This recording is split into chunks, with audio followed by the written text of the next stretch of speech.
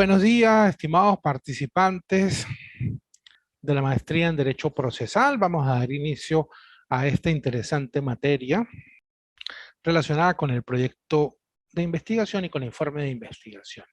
En esta materia se requiere una interacción humana bastante importante, bastante relevante. Yo voy a ser el guía de ustedes en esta materia, si bien creo que hay algunos participantes que tienen ya bastante experiencia, muchos conocimientos en el área de la investigación, pero pues vamos a hacer en esta área de la investigación jurídica que tiene otra vertiente y aspectos concretos y diferenciadores bastante relevantes. Entonces, no sé, pues me gustaría ir dando la palabra a algunos de ustedes. Por cierto, mi nombre es David Colina. eh, Soy docente que ha acompañado al equipo gerencial del IESIT y en la UNI, donde durante ya bastantes años de materia en sus interacciones con la UBA, con la UNEYES, con la UPEL, ¿sí? Entonces soy abogado, egresado de la Universidad Católica del Táchira en el año 1995. Soy magíster en ciencias jurídicas, egresado de la UNEFA y doctor en ciencias gerenciales, egresado de esa misma casa de estudio y he tenido bastantes experiencias tanto en docencia en el área de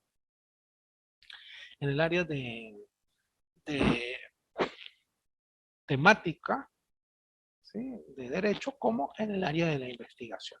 Entonces, no sé, pues vamos a ir aquí en el orden que los veo, que yo aparecen. Y de repente, si pudiéramos decirles a Luis Osuna que de repente pues tome la palabra y se presente para saber Buen día, profesor. cómo está. Bien, por aquí Luis Osuna, bueno, abogado. Primeramente, pues, inicié mi carrera en la parte de ingeniería. Soy ingeniero químico y tengo una maestría en ingeniería de producción de petróleo en Escocia. Y luego, pues ingresé en la parte de legal, de derecho, y pues aquí estoy aprendiendo con todos los compañeros. La doctora Yuraima, si no me equivoco, está allí. Creo que es la doctora Yuraima Coronel. Puede tomar la palabra para... Buenos días, doctor. ¿Cómo está, Yuraima? ¿Cómo está, Yuraima? ¿Todo bien? Contento. Bien, hace un placer volver a ser su participante. He tenido el placer de usted ser mi profesor. Mucho gusto. A mis compañeros también. Somos también compañeros de profesores del IESIT. Con mucho gusto. Y aquí, pues, para aprender cada día un poquito más. A la orden, todos. Claro que sí, doctora. Y usted es de ese grupo de participantes al que yo hice mención, de que de repente tienen una vasta experiencia en materia de investigación, incluso podríamos pensar que hasta más grande que la del facilitador, pero pues igualito vamos a todos a orientarnos y ayudarnos entre todos para poder llevar adelante porque llegamos al momento en que realmente sabemos quiénes son los valientes, quiénes son los que van a terminar los estudios, que son los que vayan a terminar sus informes de investigación, sus trabajos de grado, de maestría. Ahora demos la palabra a Sandro Márquez. Buenos días, profesor. ¿Cómo está? Le habla Sandro Márquez. Un gusto saludarle. A los compañeros también, a Luis, a los demás compañeros. Bueno, profesor, atentos a las indicaciones que usted nos haga saber con ocasión a esta materia y prestos allí, pues siempre para dar lo mejor en función de que este trabajo de investigación pues sea a la altura, el nivel que se quiere de esta maestría y del instituto. Feliz día. Feliz día igualmente. Ahora vamos con Nerimir de Osuna. Buenos días, profesor. Buenos días a todos los compañeros. Agradecida de estar en esta maestría, de cursar ahora esta materia con usted. Soy de homologación Barinas, abogado y con ganas de seguir aprendiendo. Ok, mucho gusto, Nerimir. Y claro, esa es la idea, que vayamos aprendiendo o desarrollando mayores competencias en la investigación, sobre todo en el campo jurídico, que tiene unas connotaciones específicas, concretas. Yo he notado que gran parte de los textos de investigación en el área de las ciencias sociales, o al menos los textos a los que uno tiene acceso, tanto en las librerías, cuando existían las librerías en Venezuela, o bien librerías bien dotadas y bien con bastantes recursos, y también de acuerdo con los recursos digitales a los que podemos tener acceso gracias a la red de internet, pues he notado que gran parte de los textos de investigación en el área social están orientados hacia la investigación en el campo de la didáctica, en el campo de la educación, ¿sí? Normalmente esas son la orientación, porque tal vez ocurre que los desarrolladores, los escritores de estos textos son docentes, ¿sí? Y entonces, en el campo jurídico, pues existe muy poco apoyo, muy poco planteamiento, muy poco acopio de información que me vaya a orientar a mí en el desarrollo de mi investigación. No hay por allí una guía, hay un libro de investigación jurídica, creo que es de Jorge Whitker, está en digital, por ahí lo dispongo, lo tengo en digital, que se los debo suministrar, pero poco más que eso hay, no hay mucho. Entonces, ¿qué tenemos que pensar nosotros? Que vamos a encontrarnos con muchos textos que nos van a dar un conjunto de directrices sobre cómo vamos a desarrollar nuestra investigación, y que debemos adaptarnos al campo de lo jurídico. Ahora bien, en esta materia quiero hacerles una pregunta, porque es que no he visto la malla curricular o el pensum de estudios. No sé, alguno de ustedes que tenga acceso a eso. ¿Cuántas materias metodológicas, de metodología en la investigación, van a ver ustedes en esta maestría? Doctor, es Yuraima. Sí. Ya nosotros estamos culminando, creemos que es como la última esta. Vimos proyecto de investigación 1 y proyecto de investigación 2. El 1 lo vimos con la doctora Lira Méndez y el 2 lo vimos con la doctora Yaritza. Y ahorita la que estamos viendo con ustedes son las materias que hemos visto de metodología. O sea que con esta materia de metodología de la investigación, debiéramos tener concluido, consolidado el proyecto de investigación. Dígame si me equivoco, doctora. Sí, es así, doctor, es así. Ok. Entonces, en este momento, vamos. Doctor, disculpe un momentico, doctor. Yo he tenido la oportunidad de tener acceso a varios libros de investigación jurídica y los he estado revisando y leyendo, pero uno que medianamente conoce un poco de metodología de investigación normal de lo que es un trabajo de grado, no colabora mucho, no tiene mucha información, son como habla mucho de teorías del derecho, pero así en metodología creo que casi no, de los que he visto, casi no tiene mucho que leerle de esa parte. Es difícil conseguir, como usted lo dijo, libros de metodología jurídica.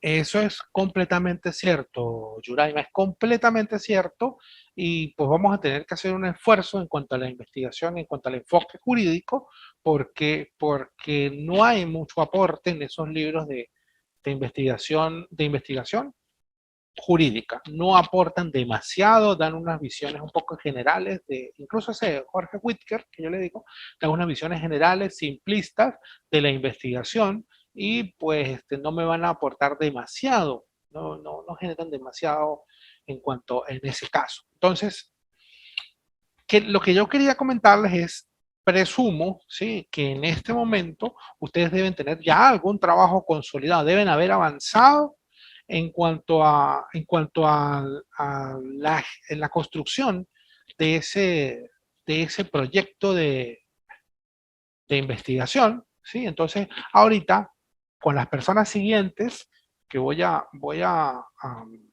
conversar, para ir conociéndolos un poco, quiero que me digan, en términos muy sencillos, y en términos, digamos, ya le atiendo al señor Jorge, en términos muy sencillos y en términos muy, digamos, sinceros, pero ya ahorita les voy dando la oportunidad para intervenir a cada uno. Listo. En términos muy sencillos y sinceros, ¿qué tanto han desarrollado ese proyecto de investigación? Porque la idea es que cuando terminemos esta instrucción, esta materia, tengamos consolidado el proyecto de investigación para poder garantizar el éxito de nuestro estudio. Entonces, como en el orden que me han ido apareciendo, ya veo a la doctora Hilda, creo que sí es la doctora Hilda, ¿verdad? Listo. Doctora, ¿cómo está? Vamos a empezar con usted, que la tengo allí. Buenos días, doctor, ¿cómo está? Bien chévere, doctora. Doctora, le quería preguntar, ¿qué tan avanzada está usted en su proyecto de investigación? Pues, doctor, buenos días. Ante todo, muchísimas gracias por presentarme. Y actualmente había tenido unos problemas administrativos con la universidad que gracias a Dios logré solventar a tiempo y estoy comenzando el proyecto investigativo, pero dándole día y noche, doctor, para estar al día con todos mis compañeros. Gracias. Ajá, doctora, pero me interesaría, porque mira, no es, digamos, yo no estoy evaluando ahorita, ni es en tono peyorativo, ni nada de eso. Simplemente es lo que quiero saber, que en este momento actual, dónde estamos parados. Es decir, para saber, bueno, ya tenemos consolidado capítulo 1, capítulo 2, voy hacia el capítulo 3. Entonces, necesito saber eso. Luego lo voy a solicitar por escrito, pero ahorita me gustaría saber, ¿para qué? Para saber dónde voy a empezar, cómo voy a plantear lo que vamos a plantear, porque si ya, por ejemplo, ya tiene el capítulo 1 hecho, lo que queda es revisarlo. Si tiene el capítulo... Ya tengo el capítulo 1 hecho, claro, estoy enmarcada en el capítulo 2, doctor. Ok, listo, está muy bien, doctora. Entonces, porque ya pues la primera actividad que vamos a desarrollar es la consignación de lo que se lleva, de la idea de investigación y sus desarrollos. El compañero Giovanni Coque, ¿sí? Me puede informar respecto de eso que estoy preguntando. ¿Cómo va su proyecto de investigación? Doctor, muy buenos días. Sí, o sea, lo que pasa es que habíamos tenido un poquito de inconvenientes con la administración y yo no puedo ingresar a la plataforma. Es lo que estábamos queriendo arreglar con la administración para ya poder ingresar a la plataforma y poder seguir haciendo los trabajos. Eso, doctor. Muy buenos días a todos los compañeros. Un saludo. Ok, Giovanni, pero en las materias anteriores que usted ha visto, ¿pudo desarrollar algo relacionado con el proyecto de investigación? ¿Algún capítulo, alguna idea de investigación? No, o sea, ya estábamos con mis compañeros, estábamos comenzando recién a hacer la materia de investigación y de todo lo que hemos intentado hacer, queríamos buscar un tema para realizar la materia de investigación. Y ya digo, por los problemas administrativos que tuvimos, no he podido seguir haciendo. No sé si ya me arreglen el problema administrativo ya para poder ingresar a la plataforma, mi señor doctor. Ok, mire, para evitar que este diagnóstico se vuelva un interrogatorio y que de repente pensemos, no, que ya está, el profesor anda atacando. No, que no es la idea. Entonces, para evitar que esto se vuelva un interrogatorio, quiero preguntar en términos generales, ¿sí? Todos quienes estamos en este entorno virtual, los participantes, todos tienen claro su tema de investigación. ¿Hay alguien que no tenga claro el tema de investigación? Doctor, yo sí tengo, o sea, no tengo claro el tema de investigación, lo que voy a realizar, pero ya les digo, por temas administrativos no he podido ingresar a la plataforma. No sé, en el momento que ya pueda ingresar, ya me comunicaría con usted para que me pueda direccionar para una materia de investigación. Claro, Giovanni. Entonces, precisamente eso es. Yo quiero es, si no tienen tema de investigación, para orientarlos hacia la construcción de un buen tema de investigación, orientarlos, direccionarlos hacia que vayamos recuperando el tiempo de repente que se ha utilizado en las otras materias, aprovechando este tiempo para hacer temas de investigación e ir desarrollando los diversos aspectos constitutivos de cada uno de los capítulos. ¿Alguien más se encuentra en esa situación de no tener tema de investigación o de estar, digamos, en una especie de todavía arrancando con la idea de investigación? Profesor, buenos días. Sandro Márquez. Dígame, Sandro. Bueno, profe, básicamente en mi caso yo debo hacer una modificación toda vez que el trabajo de investigación tiene que ver con el efecto suspensivo, el recurso de apelación en efecto suspensivo frente a la autonomía del juez. Y con la reforma del código se suprimió allí el ejercicio de ese recurso por parte del despacho fiscal en la fase de juicio. Entonces, pues allí básicamente tengo que hacer una modificación conforme a esa reforma, pero creo yo que no debe afectar de manera sustancial el desarrollo de la investigación, solamente extraer eso de allí. No sé si más o menos esa es la idea, pero porque ya no está en vigencia. Sí, creo que quedó solamente para ese efecto suspensivo para unos delitos más graves, creo, si no me equivoco. Solamente es en la parte de la fase preparatoria y la fase intermedia, ya en la fase de juicio no. Anteriormente, en la fase de juicio, pues había esa facultad, ya no. La Fiscalía debe hacer el recurso de manera ordinaria, no de forma expedita como normalmente se hacía en ese efecto suspensivo. Entonces, pues el desarrollo de la investigación tenía que ver con ese recurso en todas las etapas del proceso, pero ya no. Entonces, pues básicamente debo modificar eso allí para poder cursarlo en la vigencia de la norma. Sí, es simplemente hacerle un reajuste. Entonces sí mantiene su tema de investigación de un tema que yo siempre he considerado muy relevante y muy pertinente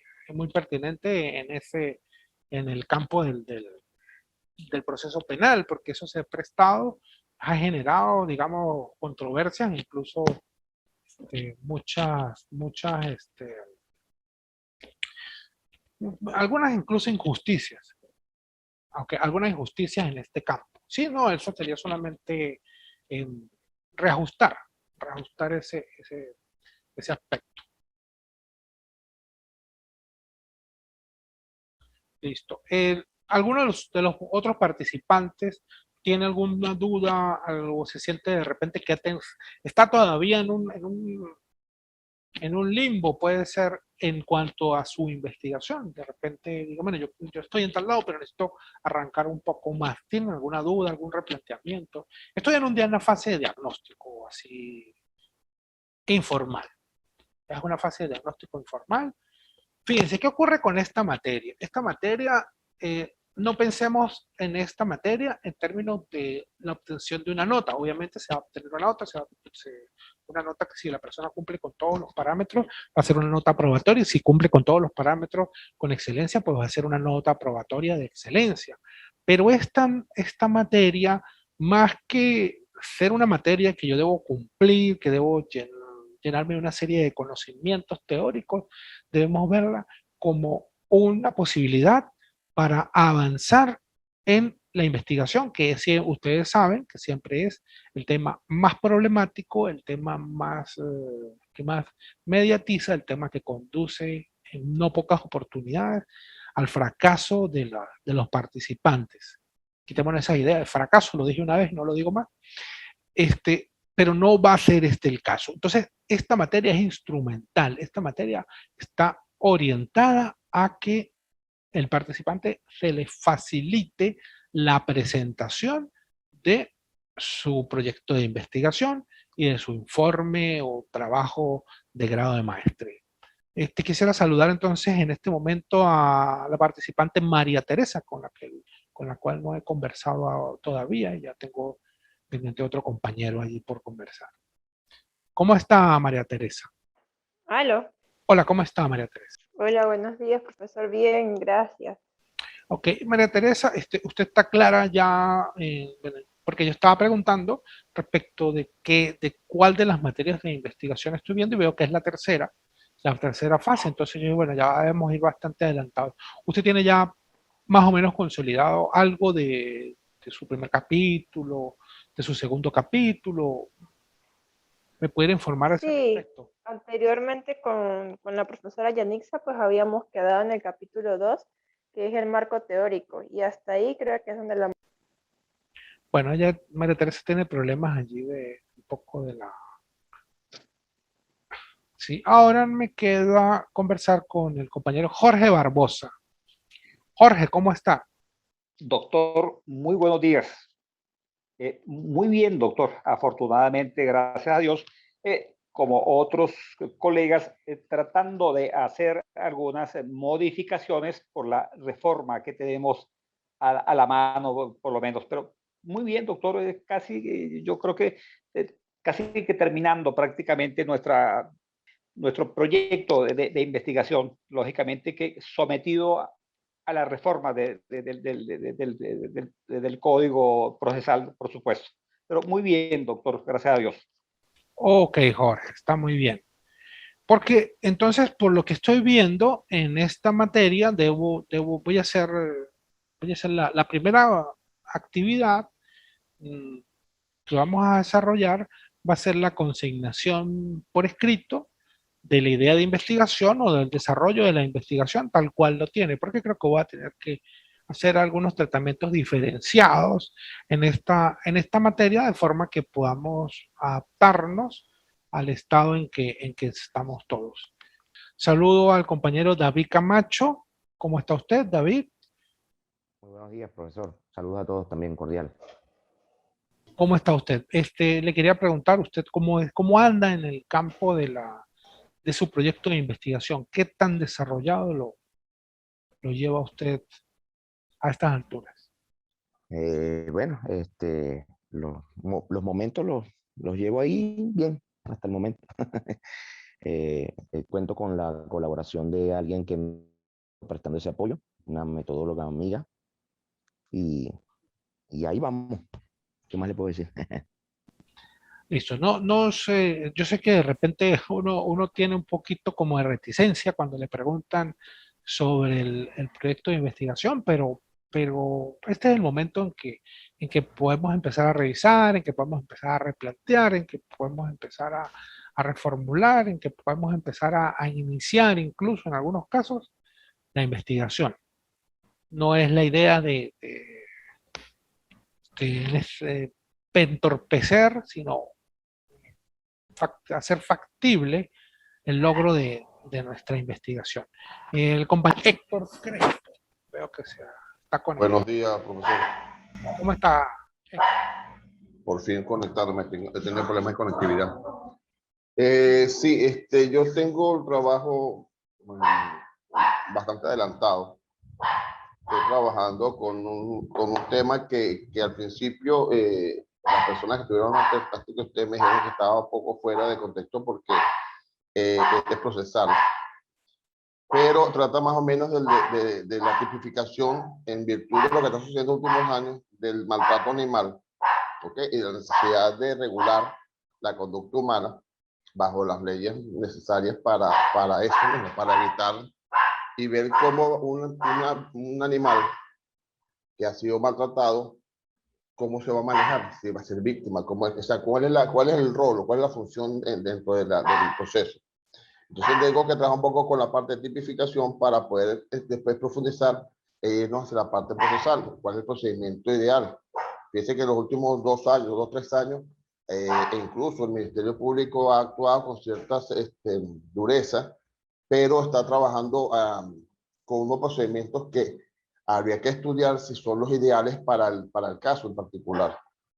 Yo hice ya los primeros capítulos, incluso tengo un instrumento que he presentado en algunas ponencias, donde trato de humanizar al estudiante de Derecho para que él sepa cuál es el problema real con la parte, y que primero que los animales son sensibles y son susceptibles de sufrir un daño y de sentirlo, ¿no?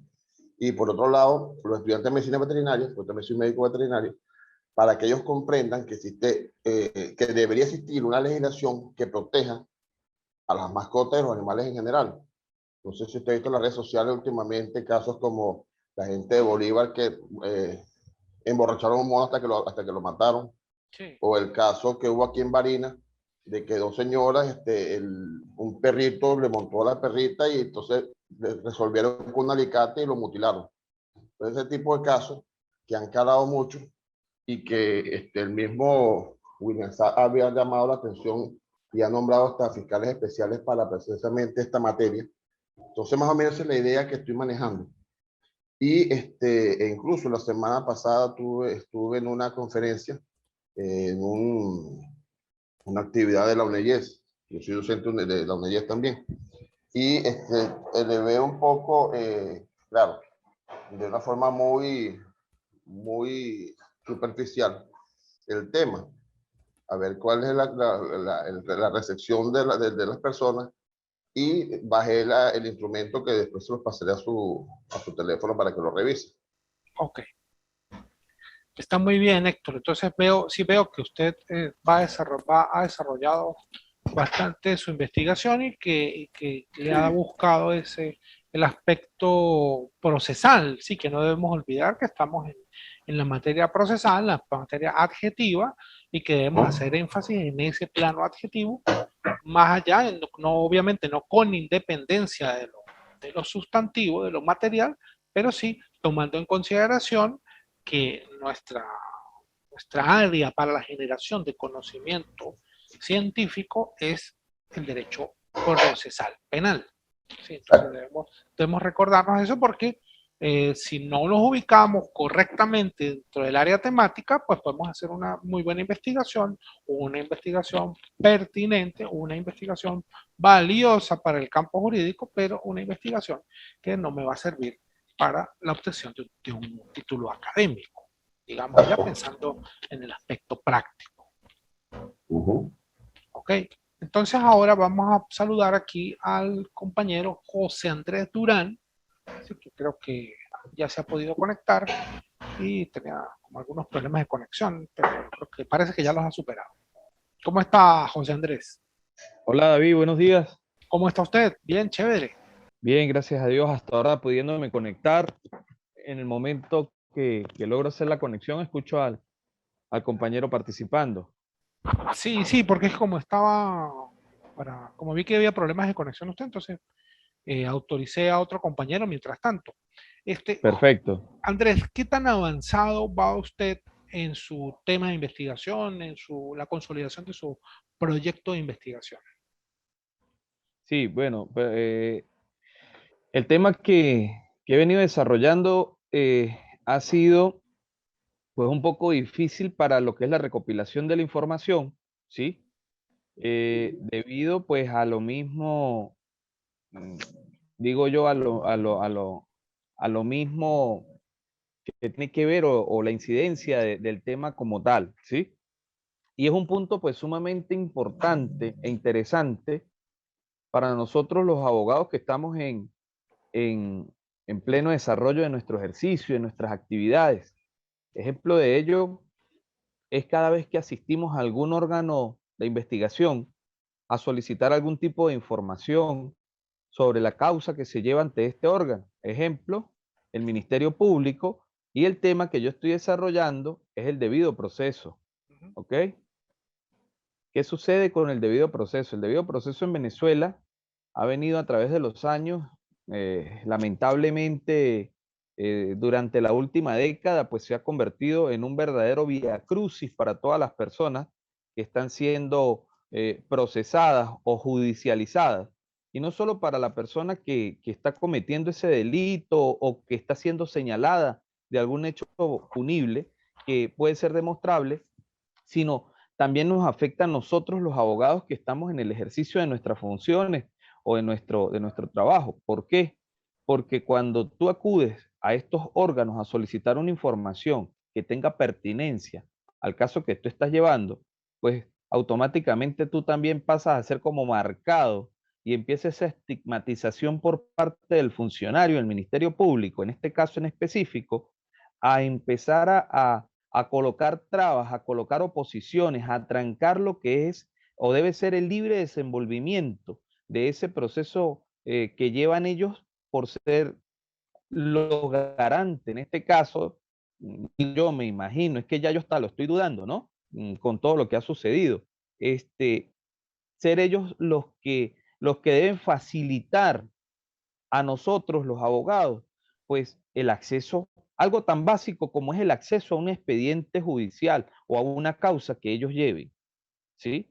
Entonces el debido proceso en Venezuela de verdad que se convirtió como en un sueño, como en una utopía, como en algo de que no es posible que se dé. Y te voy a poner a modo breve y voy a hacer lo más concreto y lo más rápido que pueda. Una situación que me sucedió hará unos 4 o 5 meses y que sigue aún perenne allí. Una persona está en una estación de servicio tratando de surtir combustible a su vehículo y de repente llegan unos señores en un carro particular, se bajan solamente con una gorra y esta gorra tiene identificación de tres letras, unas siglas pertenecientes a un grupo de policía, ¿sí? Y le preguntan al señor, ¿usted es Pedro Pérez? Sí, yo soy Pedro Pérez. Al favor, me da la licencia, me da los papeles del carro, me da su cédula. Ah, cuando ven que sí es él, automáticamente otro se le monta a su vehículo y le dice, usted está detenido. Ajá, pero no, ya va, ¿y por qué me detienen? Bueno, usted está detenido, usted está siendo investigado y está preso, pues. A lo que el señor es trasladado, le quitan su teléfono celular, lo aíslan, lo mantienen detenido en contra de su voluntad un tiempo determinado. Y cuando la familia pues se entera de inmediato porque habían varios vecinos haciendo cola y los policías lo que no se imaginaban era que él no estaba solo, llamémoslo así, sino que habían varias personas acompañándolo y pues estas personas dan aviso. Cuando dan aviso, de una vez se activan, llaman y pues me dicen qué grupo es, yo trato de llegar al sitio, voy y me entrevisto con la persona que está de guardia. La respuesta es que no, que allí no hay nadie, que ellos no tienen ningún tipo de conocimiento de un procedimiento de esa manera, pero como siempre por allá hay alguien que se le escapan las cositas, a lo que yo voy saliendo, veo a otros funcionarios y le pregunto, mira, un procedimiento así, hermano, mejor. Ay, no, se lo acaban de llevar porque lo van a presentar a la fiscal. Ojo, cuando eso no había la reforma donde la fiscal podía solicitar a través de los organismos de seguridad el mandato de conducción para poder hacerlo presentar ante su despacho. Me voy a la fiscalía, cuando llego a la fiscalía a preguntar a qué fiscal se le ocurrió la maravillosa idea de utilizar ese tipo de mecanismo para llevar a esa persona ante su despacho, como dicen en las películas o dicen en la televisión, no, yo no fui, aquí nadie fue. No, eso es improcedente, doctor, eso es un delito, es una privación ilegítima. No, eso ya todos lo sabemos, pero ¿qué fiscal fue la que autorizó eso? Porque, oye, hoy es sábado, son las 2 de la tarde, ¿por qué tan expedita las cuestiones de los procedimientos de esta manera? Y cuando llego me dicen, no, aquí no han traído a nadie. De todas maneras, doctor, aquí unidad de atención a la víctima, denuncie de una vez el procedimiento y denuncie de usted tiene los datos de su víctima y tal. Le dije yo, sí. Ah, me llega por detrás el muchacho y me dice, hola doctor, aquí estoy. Le dije yo, ¿y usted qué hace aquí? Epa, ciudadano, usted no puede hablar con él. Vámonos porque usted va a ser presentado ante la fiscal. Ya va, yo soy su abogado. No, nada, no me importa nada. ¿Usted es jefe de la comisión? Sí. No importa, compadre. Mire, suba que yo lo estoy esperando aquí. No se preocupe que yo tengo todo el día para estar aquí esperándolo a usted. Subieron en efecto a la fiscalía, lo presentaron a la fiscalía, lo hicieron firmar lo que la fiscalía llama unos datos filiatorios. Datos filiatorios. Y cuando el muchacho baja como a la media hora, le dije yo, ¿qué pasó? Me dijo, no, allá me dijeron que tenía que firmar una hoja y que firmó usted. No, pues datos. Le dije, ok. ¿Qué más le dijeron? No, pues que yo tenía que, me habían mandado a llamar y me trajeron porque allá hay un señor que en una oportunidad me llegó a mí en un pare, me chocó mi carro porque él andaba en una moto y entonces ahora salgo yo a deber. Yo pensé que eso había quedado así y eso fue cuando. No, eso ya va a ser un año. Ay, qué bien. Machete la cuestión, ¿no? Ajá, bueno, entonces, vamos a denunciar, denunciamos la privación ilegítima. Andrés, le quería decir algo. Entonces, usted está investigando, para resumir un poco, usted está investigando una obvia violación del debido proceso, ¿sí? No solo una violación, sí, el debido proceso es mi tema y mi punto en particular, ¿sí? Ejemplo ese, pero aunado a ese me he enterado que existen una serie de situaciones, pues bueno, que eso no es un secreto para nadie, lamentablemente, que por eso decía, el debido proceso en Venezuela es una especie de utopía, doctor, ¿sí? Eso es un sueño que se nos está colocando cada vez más lejano, algo que es tan básico, y son derechos y preceptos constitucionales, que es lo más delicado del caso, ¿sí? Y es un tema, pues, que viene, como dicen, anillo al dedo a la situación que estamos viviendo y la realidad y situación país que también nosotros estamos viviendo en este momento. ¿Usted ha encontrado ¿Ok? entonces casos similares, casos de donde ha habido comportamientos similares a eso tan irregular que usted me estaba refiriendo? Bueno, fíjate, si yo no hubiese ido ese día, ese fin de semana, a la Fiscalía Superior, a la Fiscalía aquí del Estado Táchira, en ese caso en específico, por lo menos no me hubiese enterado el día lunes cuando pedí hablar con el fiscal superior, que es que esa semana anterior, eh, por lo menos en 5 oportunidades hicieron casi lo mismo, ¿sí? Ojo, de manera extraoficial, porque fue colegas que me conseguí casi que con el mismo caso. Claro, Y eso la constante, conforma la una constante, práctica o una política regular, entonces. perfecto, se está convirtiendo sí, como un procedimiento regular, ¿sí? Aun cuando las leyes pues no lo establecen. Sí, claro, ¿Dónde pues está el debido proceso? se convierte como en una política de la organización, digamos, informal, pero que tiene efectos en la realidad y pues repercute pues en la vulneración de derechos y garantías constitucionales, obviamente, ¿sí? Entonces un tema bastante relevante y bastante pertinente, claro que sí. Correcto. Ese a grosso modo ha sido la investigación que he venido realizando y bueno, cada vez que se quiere indagar, que se quiere preguntar, que se quiere pedir algún tipo de información referente al tema, pues lógicamente, por lo menos de las personas encargadas de esa área, tú no vas a encontrar una respuesta de que te vayan a atender formalmente y a decir las cosas como son, ¿sí? Sino todo lo hacemos tras bastidores, todo lo hacemos de manera anónima, si se quiere.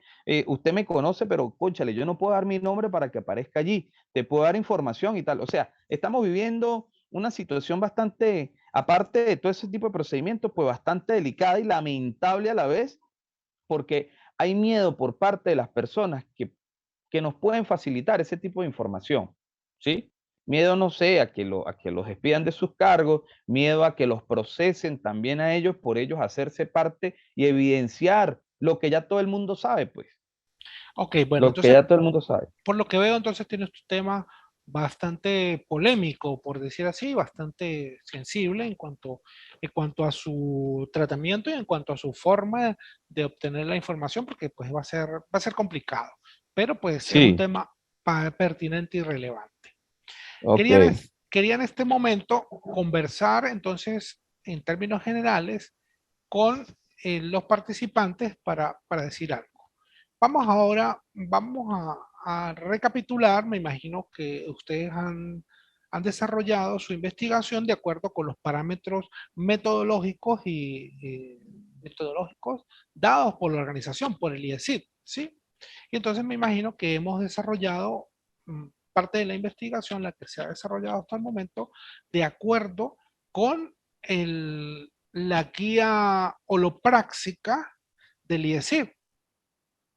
¿Sí? Entonces quería hacer en este momento, más que una explicación teórica de,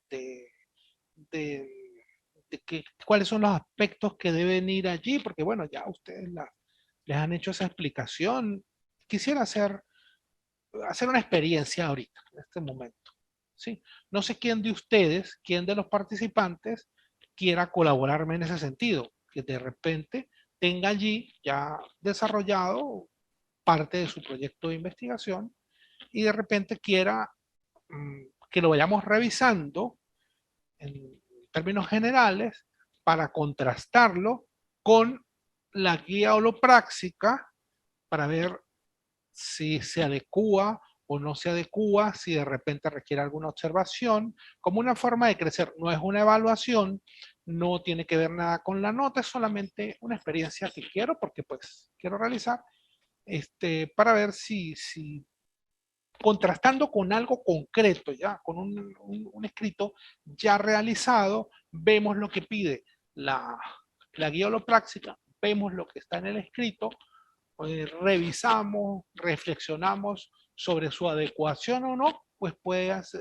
permitirnos enriquecer nuestro acervo investigativo como para esta primera oportunidad, porque igualito, ¿qué voy a hacer yo? Mi primera actividad con ustedes va a ser la remisión del texto, de la idea de investigación, del capítulo 1, del capítulo 2, del capítulo 1, 2 y 3, de lo que lleven desarrollado, para poder hacer un diagnóstico y organizar de repente algunas actividades diferenciadas, en todo caso será, para que al finalizar la materia logremos el sueño esperado de tener consolidado el proyecto de investigación.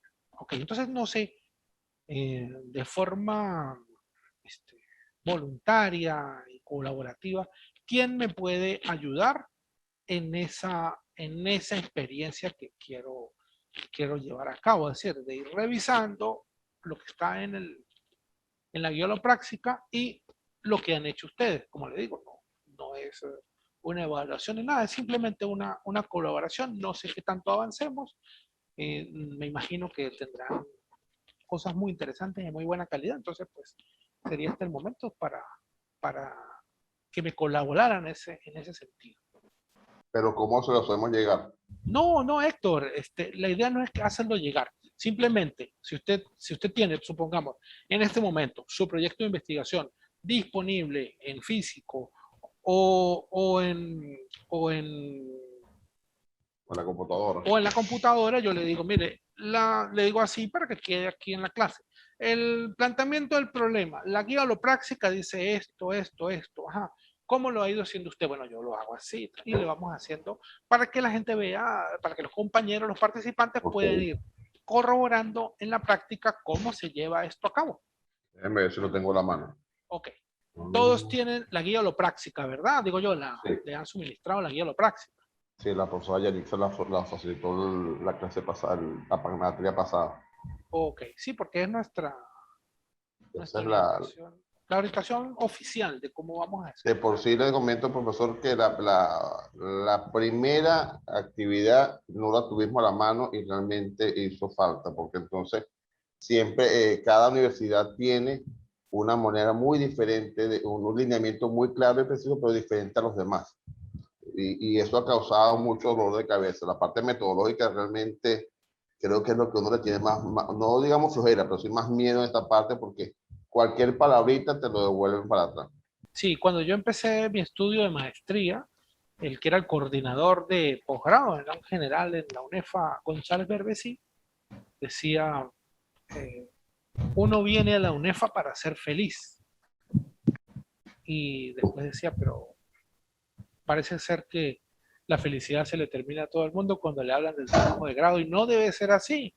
No debe ser así, porque simplemente es, por ejemplo, en el caso de José Andrés, yo veo que tiene una idea de investigación que le apasiona, que le llama mucho la atención. La idea es darle las orientaciones metodológicas para poder direccionar su investigación, para poder llevar a cabo su investigación de forma exitosa.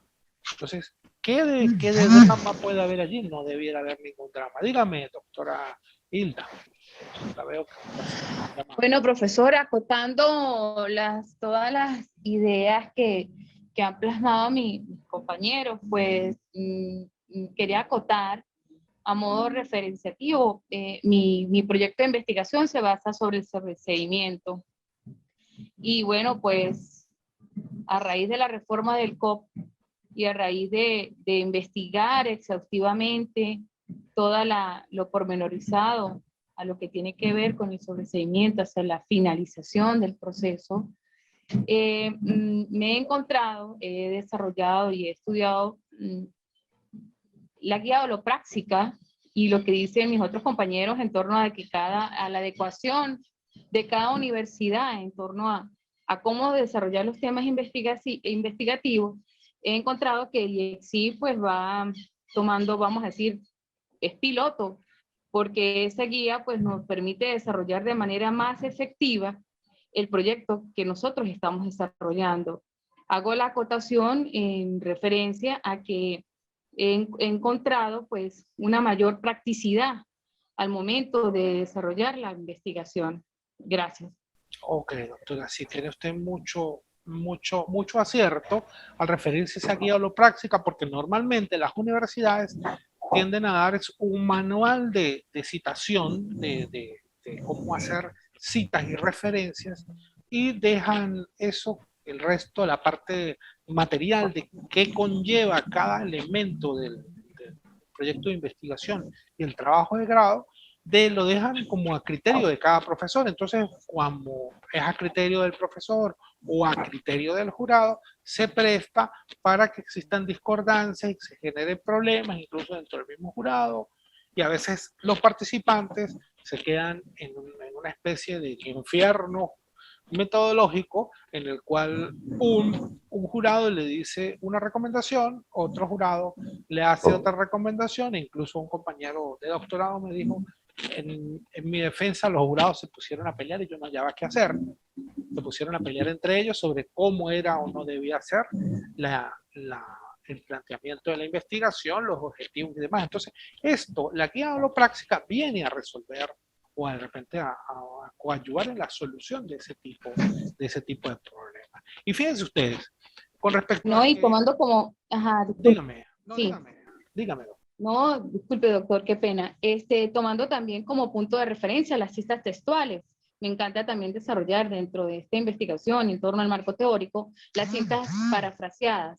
Esas citas parafraseadas nos permiten a nosotros desarrollar un lenguaje, o sea, desarrollarlo más neurolingüísticamente en torno al análisis previo que uno le puede hacer al comentario como tal, a la referencia como tal.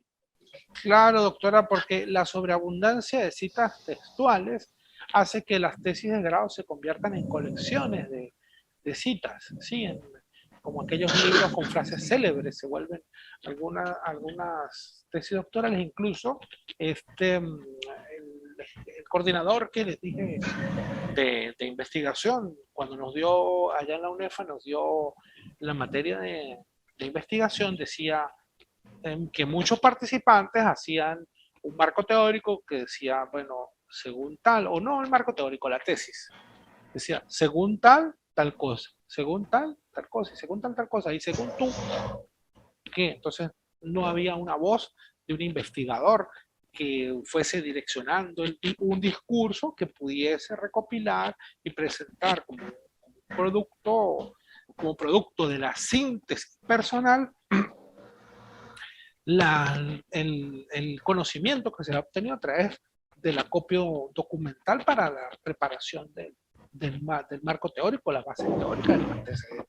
Entonces, otra cosa que quería decir, con respecto a los compañeros que me están diciendo que deben hacer ajustes, sí, deben hacer ajustes, porque pues hubo una modificación en la base normativa de lo que estaban investigando, ¿sí?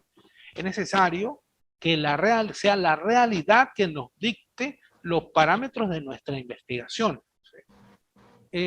Recuerdo que en un libro que leí sobre Albert Einstein, decían que la diferencia de Albert Einstein con los científicos, con los físicos de la época, era que los físicos de la época se preguntaban por qué el mundo se comportaba de una forma distinta a aquella en que mandaba la teoría. Decía, la teoría dice esto, pero el mundo parece comportarse de otra forma. Entonces Albert Einstein simplemente se había hecho la pregunta, es ¿por qué la realidad se comporta como lo hace? No porque la realidad parece estar violando la teoría que yo ya descubrí, no, sino por qué los hechos son como se están presentando. Entonces los hechos son los que deben darnos la nota para realizar nuestra investigación, para plantear e indagar sobre la realidad y obtener nuevos conocimientos. Ahora vamos con el compañero Héctor Crespo, que creo que ya encontró. Sí, por lo menos en mi caso, el trabajo se trata sobre un articulado para regular el procedimiento penal en caso de delitos contra la fauna silvestre y doméstica en una futura ley procesal penal ambiental venezolana. ¿Okay? En una superley, me dice usted. No, sería como un aporte a las necesidades reales de que la ley, por lo menos la ley penal venezolana, que está, la ambiental, está bastante, tiene mucho tiempo, no sé, es una buena revisión. ¿Qué sucede con lo que está investigando, profesor? ya está más que demostrado. Primero que a nivel mundial las leyes penales ambientales no están acordes. ¿En qué sentido? Cuando tú penalizas a una persona y no le das la importancia, la gravedad del delito cometido y le das sanciones monetarias, multas o de repente 1 o 2 años de prisión, pues lamentablemente las personas... De una vez, sí, entonces hay la sensación de impunidad. Y a nivel psicológico se ha estado revisando.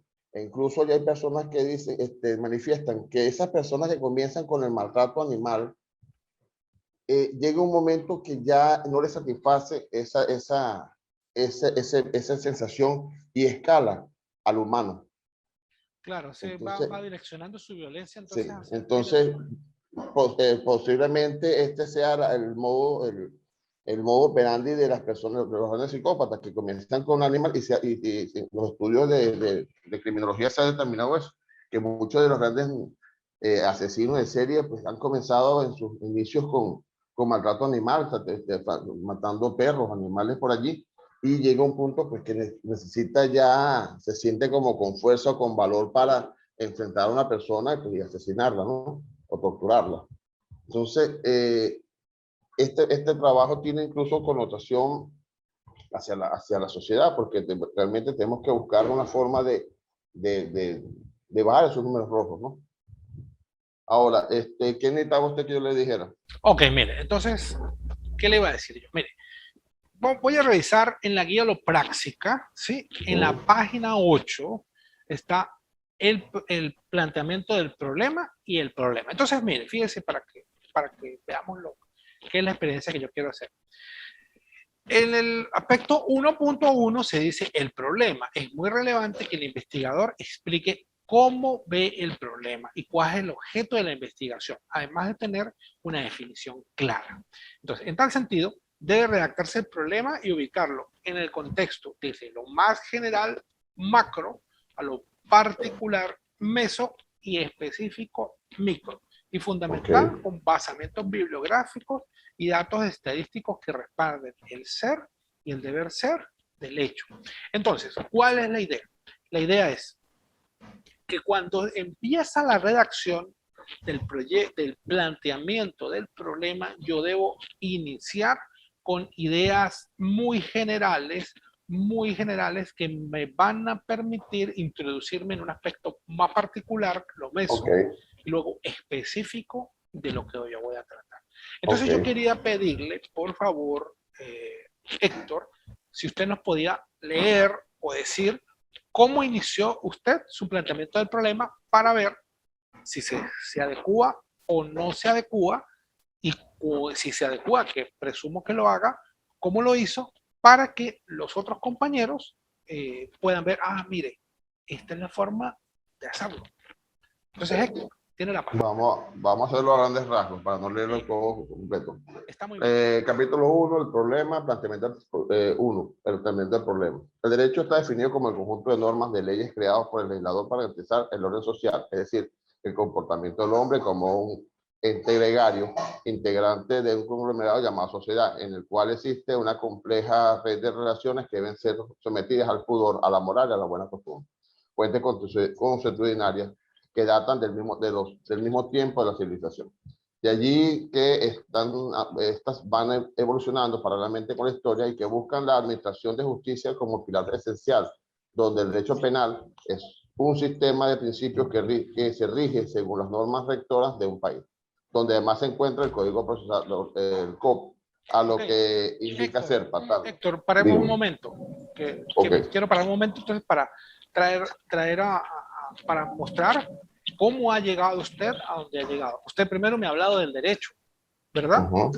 Sí. Ha hablado del derecho, de cómo el derecho regula conductas, de cómo regula conductas y tiene relevancia desde el punto de vista no solo jurídico, social, cultural, etcétera. Sí. Ha hecho esa reflexión más general, no podía partir, partió de lo general. Luego usted se me ha trasladado hacia el derecho penal, ¿verdad? Y luego del derecho penal, y luego del derecho penal a instrumentalizarlo, que es el derecho procesal penal, ¿sí? Exacto. Ajá. Entonces, fíjense ustedes, voy a leer. Es muy relevante que el investigador explique cómo ve el problema y cuál es el objeto de la investigación, además de tener una definición clara. En tal sentido, redactar el problema y ubicarlo en el contexto, desde lo más general, macro, a lo particular, meso, y específico, micro.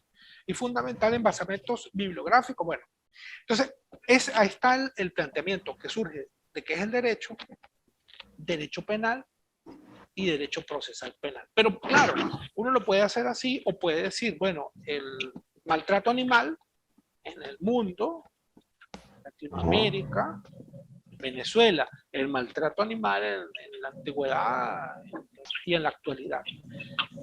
Había dos participantes. Héctor, téngame paciencia que quiero que avancemos para ir fortaleciendo. Entonces, hay dos participantes que levantaron la mano, José Andrés y la doctora Hilda. Entonces, no se vamos a dar la oportunidad a la doctora Hilda primero y ahorita conversa usted, José Andrés, sobre lo que estamos hablando. Dígame, doctora Hilda. ¿Puedo comentar algo, profesor? Claro, doctora, le estoy diciendo que por favor nos diga, que la vi que levantó la mano. Ajá, bueno, como modo referencial también, tomando en consideración lo establecido o lo señalado en la guía o la práctica, al momento de plantear el problema en torno al tema investigativo, tenemos que tomar en referencia lo que usted acaba de aducir, en torno al modo macro y micro. O sea, entonces le explico a mis otros compañeros que en la manera en que yo desarrollé el planteamiento del problema del presente trabajo que estoy actualmente investigando, tomé como punto referencial que nosotros tenemos que indagar primero a nivel mundial, a nivel general. ¿Cómo se ve el planteamiento del problema, vamos a decir así, de los animales en el mundo? ¿Cómo lo establecen las otras legislaciones desde el punto de vista jurídico? ¿Cómo lo ve, por ejemplo, España? ¿Cómo lo ve Latinoamérica? ¿Y cómo lo ve en este caso referencial Suramérica? Entonces, tomando como premisa principal, sí, vamos a decirlo de ese modo, el modo macro, cómo lo vemos a nivel externo, cómo lo vemos en el exterior, a nivel mundial. Entonces, generalmente esos planteamientos del problema van referenciados a nivel macro, a nivel mundial, y luego se hace a nivel, vamos a decir, a nivel de Venezuela, a nivel del tema que estamos investigando, y luego lo acogemos a nivel regional. Tomando esa parte de la guía o la práctica, yo pude comunicarme bastante, tomando a la doctora Yanisa, excelente. Ahora el compañero José Andrés, así sobre lo que estamos conversando. Y ya les hago alguna acotación y continuamos con Héctor. No, bueno, seguimos. Entonces, fíjense, Héctor, la compañera, la doctora Hilda, decía que ella consideraba que, pues ahorita vemos cómo continúa usted, que ella consideraba que se debía ver cómo era a nivel internacional, cómo era a nivel regional y cómo era en Venezuela el tema del maltrato animal. Eso es una forma también de verlo así. Fíjense algo, ¿no? Yo quiero que veamos, como estamos haciendo investigación, debemos estar conscientes de algo. Creo que como el otro día leí un estudio sobre la democracia en el mundo y era aproximadamente el 60% de los países no tenían regímenes democráticos. Nosotros debemos entender que en el mundo existe una diversidad cultural, ¿sí?, muy grande, sí, y que no es nuestra forma de ver los derechos humanos, de ver la vida ciudadana, de ver el desarrollo de las relaciones sociales, no es la que impera en todos lados del mundo como a veces puede uno entender de acuerdo a las redes sociales o los medios de comunicación. Entonces puede uno también entender que en algunos casos donde se entiende lo que se entiende como abuso animal es simplemente explotación de la economía sin dejar de ser cruel, malvado, creo yo, malo para eso. Doctor. Entonces hay que entenderlo. Dígame, Héctor, ¿cómo continúa usted? Es que, déme un segundito para aclarar algo. Yo le comenté que tengo dos carreras, soy abogado y soy médico veterinario. ¿Y por qué esta forma de comenzar el texto? Porque realmente si esta tesis se lee entre abogados, pues claramente los vamos a tener mucho más fácil. Pero si esta tesis yo se la dirijo a los médicos veterinarios, tengo que darle una introducción un poco más amplia, primero hacia el derecho. Porque ¿cuál es el problema aquí, doctor? Primero, ciertamente lo que usted dice culturalmente, bueno, el que mata una vaca en la India, pues esa persona va a tener una historia muy diferente a que aquí matamos 100 vacas todos los días en un matadero cualquiera. ¿Ok? Entonces realmente la parte cultural es importante, pero también tenemos que ver cómo llevar, cómo encauzar toda la información hacia un punto. Lo que dice la compañera es cierto, por lo menos España es el país que está más adelantado en las leyes de protección animal, pero sigue siendo muy leve las sanciones, los castigos. Entonces sigue la preocupación de cómo realmente causar causar en la psique de la persona que cometió el delito que no lo repita, pero es más importante causar un impacto social que las personas que lo piensan hacer, pues se cohíban. Entonces, por supuesto, más adelante, siguiendo por lo menos ahorita, después hago una breve cita de SERPA 2021, porque otra cosa, también tenemos que siempre buscar las citas lo más actualizadas, ¿no? Citas de los últimos 5 años son las más importantes, aunque hay citas muy viejas también, depende de los temas que hay que abordarlas. Entonces, sí, ya va, Héctor, le quería decir algo con respecto a las citas, ¿sí? Yo le decía en otra clase hoy, le decía a una participante para que entendiéramos por qué era lo del tiempo de las citas. No pensemos 5 años, 10 años, 2 años, nada, no pensemos en eso. Pensemos que cuando yo estoy investigando, por ejemplo, yo hago una cita, tiene un carácter instrumental. En este caso, si yo hago una cita en el planteamiento del problema, debo entender que yo estoy buscando datos fácticos que me sustenten la existencia de ese problema de investigación. Entonces, si yo estoy buscando el problema del derecho a la defensa y el debido proceso en Venezuela, debo ir a datos fácticos recientes, ¿verdad? Sí. Ir a datos fácticos recientes. Si yo voy a hablar de la teoría justnaturalista para sustentar el hecho de que los derechos humanos son inherentes a la persona y no dependen del derecho positivo, no es necesario que estén consagrados en una constitución una norma para que yo pueda usar una cita muy antigua, porque eso no va a variar. Pero en el planteamiento del problema, usted me dice 5 años, y es lo más reciente posible, las citas que yo utilice allí debieran ser lo más reciente posible, porque son sobre todo en el planteamiento del problema, aunque las utilizo para alguna definición y demás, también yo debo utilizarlas para evidenciar el planteamiento del problema. Exacto. Somos abogados, entonces pensemos que yo voy a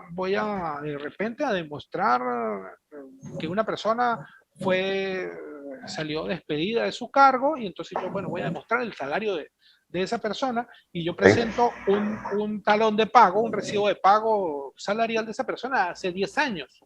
¿Cómo está esa cita? ¿Cómo queda esa cita? No, ¿cómo queda esa prueba del salario de 10 años para demostrar cómo quedaría? No estaría estaría mal porque no me está evidenciando lo que yo necesito saber. Entonces, en ese caso, en el planteamiento del problema, las citas son instrumentales para evidenciar el hecho y la ocurrencia del hecho que yo estoy refiriéndome.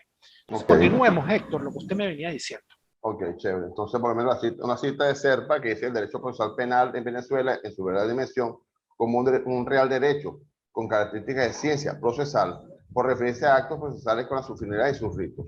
Y penal, porque es en una unión de garantías con efectividad ejecutiva, los dogmas tan aprendidos del derecho penal sustantivo.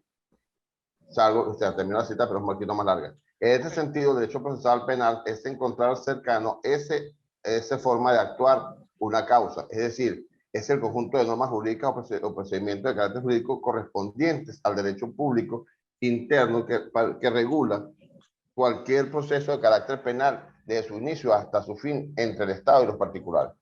Para Muñoz 2010 son los principios y las disposiciones del derecho penal y del derecho procesal penal.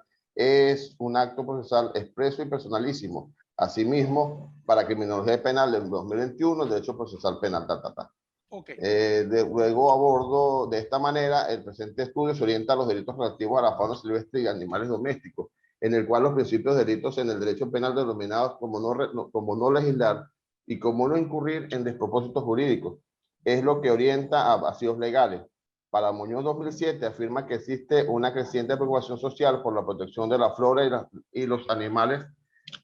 Tampoco ha encontrado reflejo en las penas a imponer, en la página 300. De allí que se trata de entender cómo procesar la penalización con justa causa, conocer las diversas teorías y puntos de vista, el hecho en la interpretación de la complejidad sobre el delito y los crímenes que ocurren a diario sobre torturadores y asesinos de animales, en el cual no solamente a animales domésticos, sino también a animales de fauna silvestre.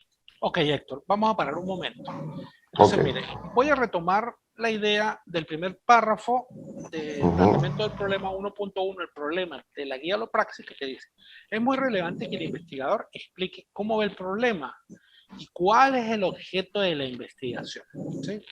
Si yo le pregunto a usted cuál es su objeto de investigación y cuál es su problema, que me lo diga en 2 frases o en 2 oraciones, ¿qué me diría? ¿Cuál es el problema? La necesidad de tipificar y procesar la parte procesal de los delitos contra los animales. Ok, y el tema es la violencia contra los animales. ¿Verdad? Exacto. Ok, entonces fíjense algo que ocurre. Empezamos el planteamiento del problema con una visión general del derecho, pasamos a una visión del derecho penal, y dentro del derecho penal, la instrumentalización del derecho procesal penal, que es la herramienta para llevar al cumplimiento efectivo del derecho penal. ¿Ok? Después de unas definiciones del derecho penal y luego saltamos y caímos en el procesamiento de los delitos de violencia contra los animales. ¿Sí? Entonces, ¿qué ocurre? Considero yo, ¿sí? De lo que he oído, que falta un piso. Falta un punto de conexión, donde usted me va a indicar cuál es su objeto de investigación, que es la violencia contra los animales, y su preocupación fundamental es cómo el procesamiento de esa violencia contra los animales no es efectiva, no cumple su cometido, no cumple la función por la cual fue definida por el legislador. Pero fíjense algo, que es lo que yo quiero decir.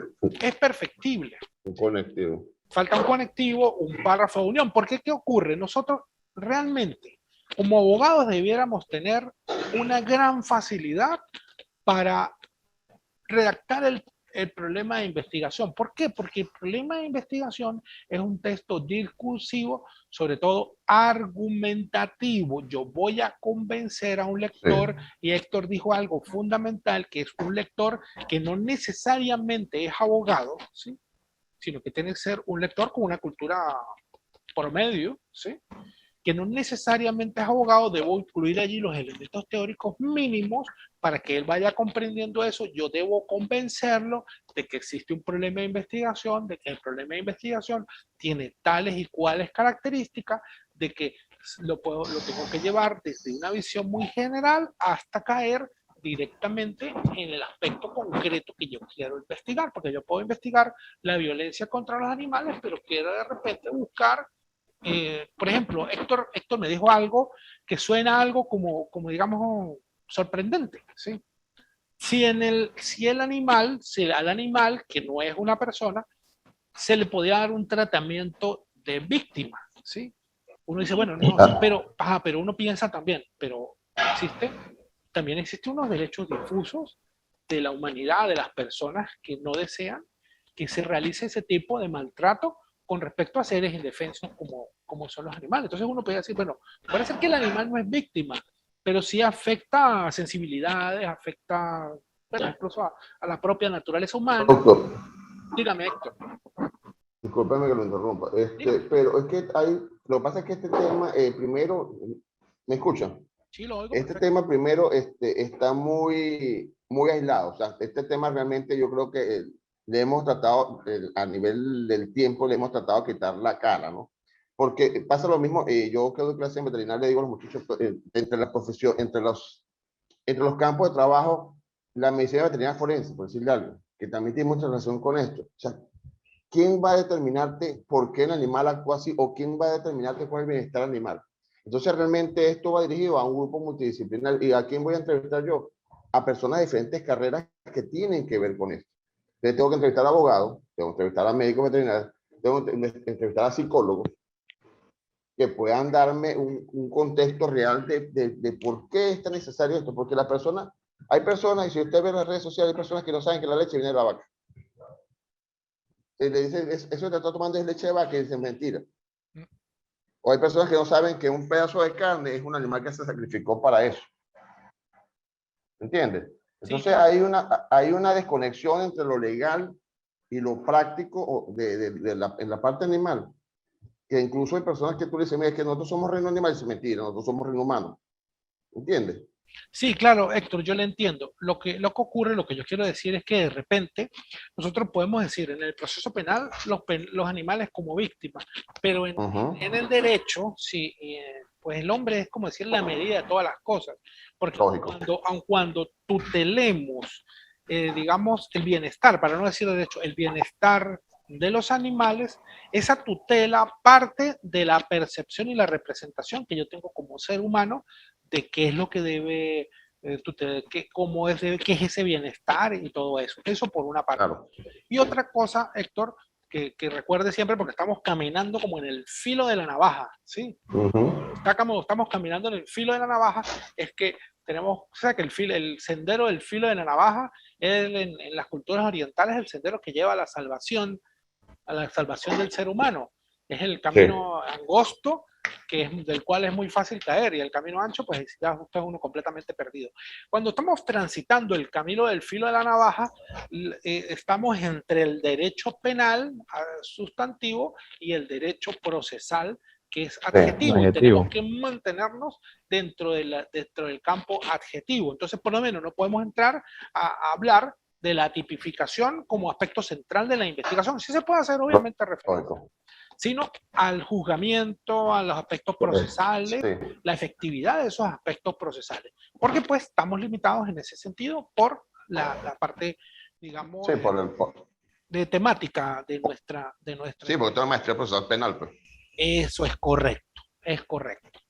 Entonces, fíjense, podemos hacer, yo creo que hacer como allí como algún reajuste en el discurso para poder caer de forma más sutil y digamos, natural al tema de la investigación. Pero, sin embargo, ¿qué ocurre? Que es lo que yo siempre le digo a las personas, ¿no? Pasa como la persona que dice, no, yo no me meto a la piscina hasta que yo no sepa nadar.